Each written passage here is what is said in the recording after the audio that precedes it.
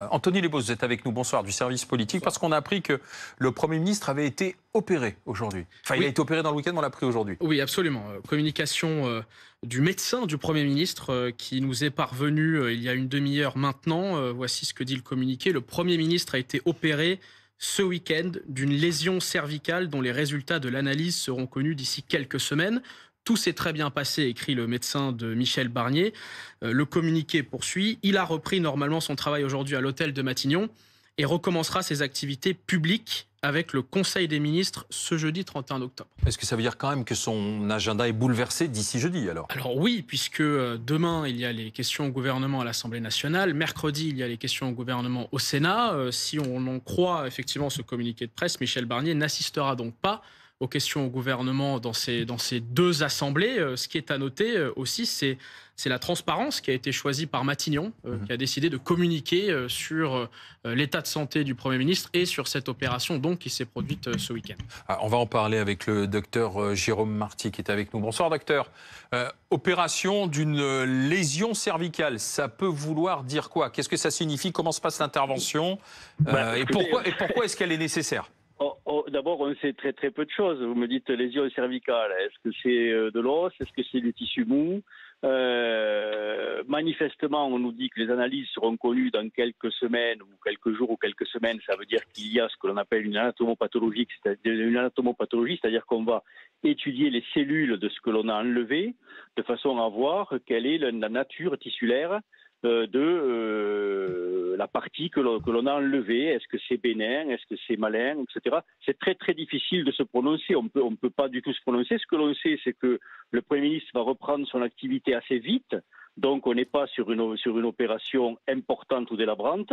On est sur une intervention probablement bénigne, avec encore une fois une reprise rapide. Et ce qu'il faut saluer effectivement, c'est la transparence. On a tellement été habitué à ce qu'on cache les choses. Là, on nous le dit, c'est très bien. Mais qu'est-ce qui nécessite pour les médecins de passer au stade de l'intervention? Et encore une fois, cher Alain, c'est difficile de répondre à cela parce que ça veut dire qu'il y a un suivi. Ça n'a pas été diagnostiqué dans le week-end. Il y avait quand même une douleur, quelque chose. Alors ça peut être, non, pas nécessairement. Ça peut être quelque chose que l'on détecte lors d'un examen et où l'on intervient rapidement afin d'éviter d'avoir une lésion qui s'aggrave. Ça peut être dû effectivement à quelque chose qui est douloureux ou handicapant qui fait que l'intervention chirurgicale est nécessaire. Vous savez, l'intervention chirurgicale, c'est toujours un bénéfice-risque.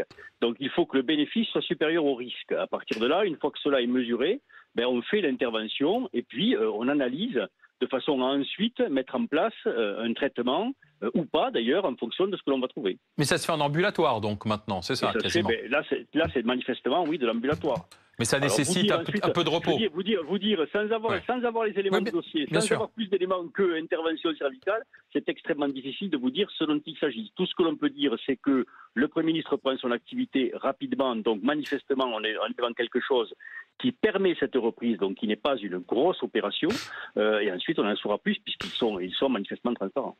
D'accord, mais voilà, simplement pour qu'on résume bien, il faut attendre maintenant les résultats d'analyse pour savoir précisément ce dont souffrait le Premier ministre. Voilà, vers quoi l'on se situe.